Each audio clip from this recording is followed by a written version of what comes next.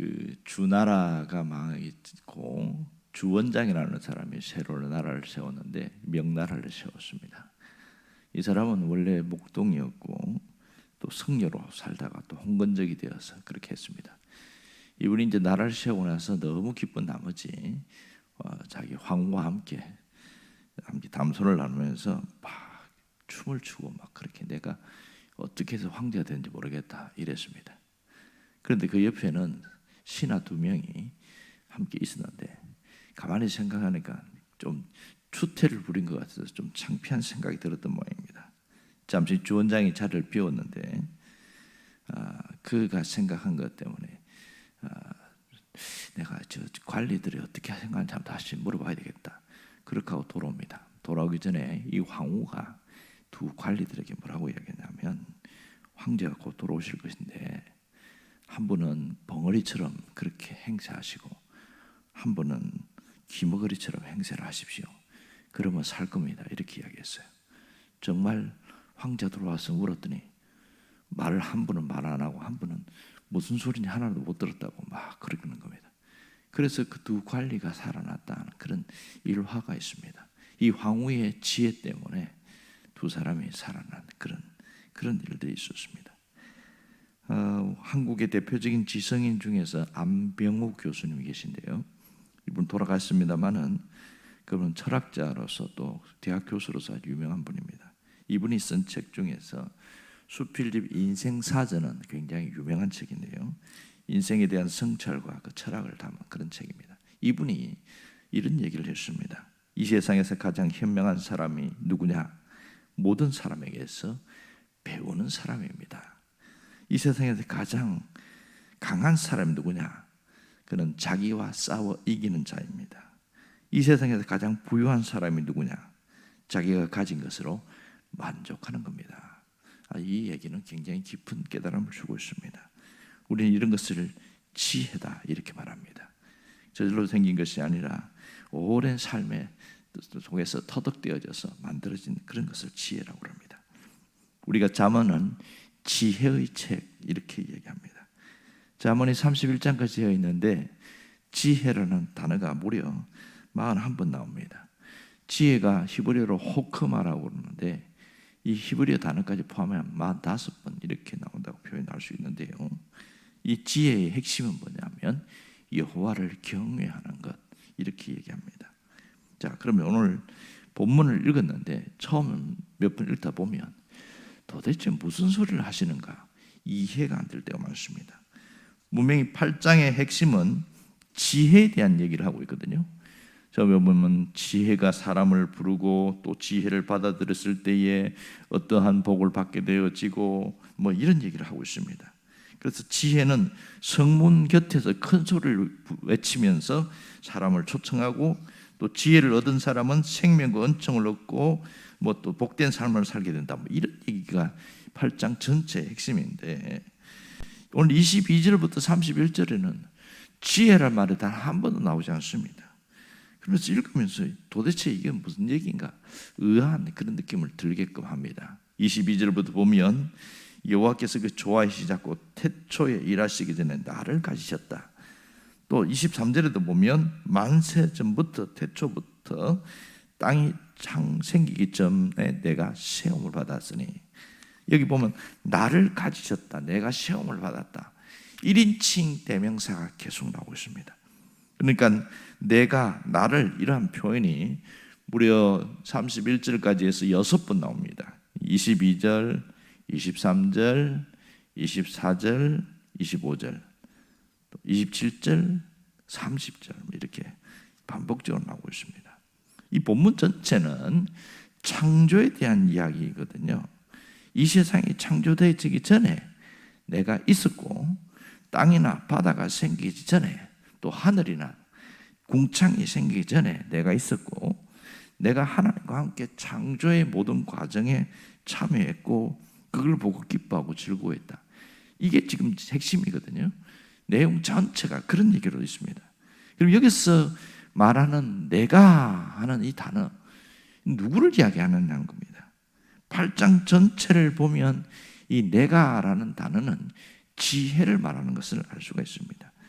지혜가 태초부터 하나님과 함께했고 지혜가 창조에 참여했고 지혜가 그 과정을 지켜보고 기뻐했다. 그런 얘기를 하고 있습니다. 그러면 이 의인화된 그 지혜는 누구를 얘기하냐는 거예요. 그것은 바로 예수님을 말하고 있습니다. 우리는 여기서 이런 정의를 내릴 수가 있지요. 지혜는 예수님입니다. 이렇게 표현할 수 있습니다. 그러니까 이 메시지의 핵심은 지혜는 예수님이 창조자가 되신다. 그 얘기를 하고 있습니다. 여러분, 우리가 살아가면서 중요하게 여기는 것이 지식과 지혜입니다. 비슷하지만 확연히 달라요. 지식은 어떤 사물에 대해서 외형적, 물량적으로 아는 것을 말합니다. 하지만 지혜는 내면적, 원리적으로 아는 것을 이야기합니다. 어떤 분은 이 지식은 땅의 이치를 아는 것이라고 표현했고 지혜는 하늘의 이치를 아는 것이다. 이렇게 표현한 분도 있어요. 그러니까 분량으로 따지면 지식은 양적인 것이라고 할 수 있고요. 지혜는 질적인 것이라고 표현할 수 있습니다. 굳이 구분한다면 지식보다 지혜가 한 차원 높은 것이라고 말할 수 있겠지요. 여러분, 지식과 지혜 중에 어느 것이 더 중요하냐? 그렇게 물으면 당연히 지혜가 더 중요하다고 이렇게 말할 겁니다.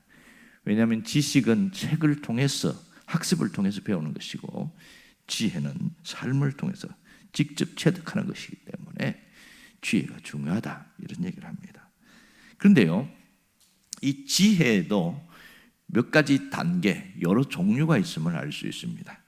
그러니까 첫 번째는 일반 지혜가 있어요. 이게 가장 아래 단계인데요. 일반 지혜, 이것은 일상생활에서 나온 어떤 수집된 지혜를 말하고 있습니다. 그래서 이것을 모은 것을 우리는 상식이다, 이렇게 말합니다.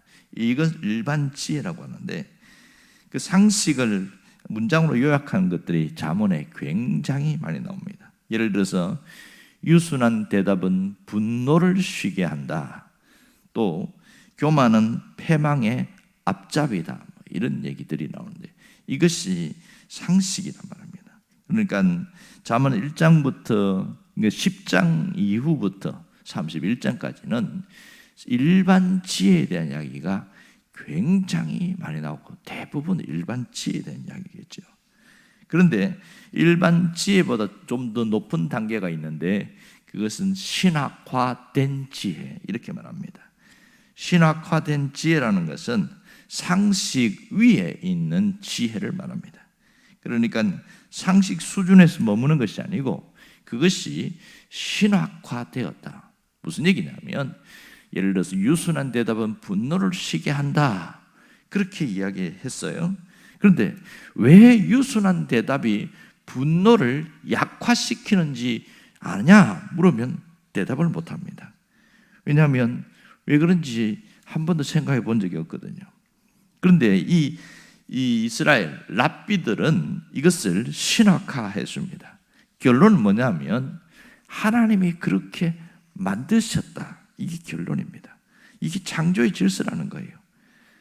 그러므로 하나님이 그렇게 만드셨기 때문에 이제 의미가 달라지는 거죠.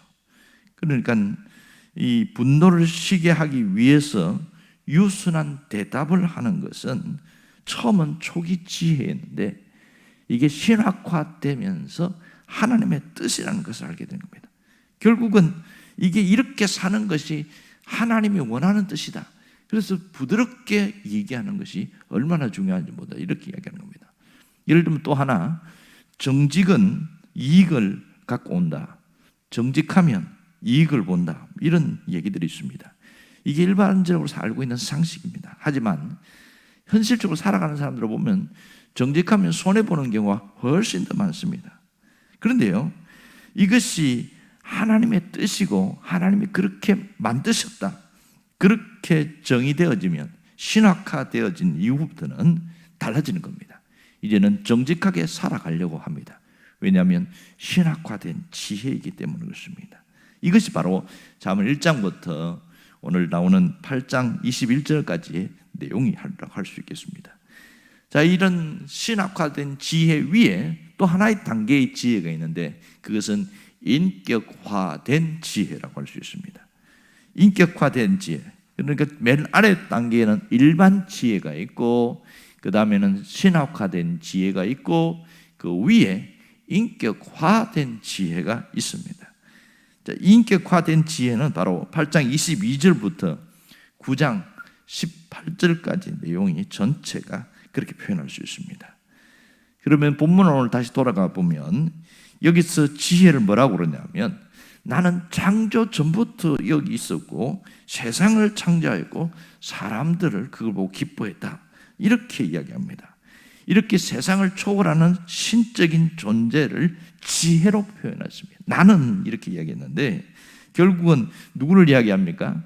이미 살펴본 대로 성자 예수님을 이야기하고 있습니다. 이것이 인격화된 지혜입니다.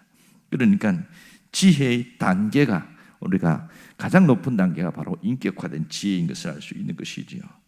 여러분, 계단도 처음부터 높은 계단을 훌쩍 뛰어넘어갈 수는 없습니다. 마찬가지로 지혜도 상식화된 일반 지혜에서 갑자기 인격화된 지혜로 뛰어넘을 수 없는 것이지요. 반드시 신학화된 지혜의 단계를 통과해야 그 다음 단계로 올라갈 수 있습니다. 그때에 만나는 최고봉에서 만나는 분이 바로 예수 그리스도인 것이죠. 구약에서는 예수님에 대한 이야기가 거의 보이지 않습니다. 구약에 삼위일체 하나님에 대한 이야기가 나오는데 대부분 성부 하나님에 대한 이야기와 또 성령 하나님에 대한 이야기, 하나님의 영, 여호와의 영 이렇게 표현되어 있는데 근데 성자 예수님에 대해서는 한 번도 그렇게 제대로 표현된 것이 별로 없습니다. 기껏 사사기에 보면 나는 기묘자라 이 정도의 표현이 전부입니다. 그런데 구약의 예수님이 어떻게 계셨는지 뭘 하셨는지는 오늘 이 잠언에서 정확하게 이야기하는데요. 성자 예수님은 지혜로 계셨다 이걸 알 수가 있죠.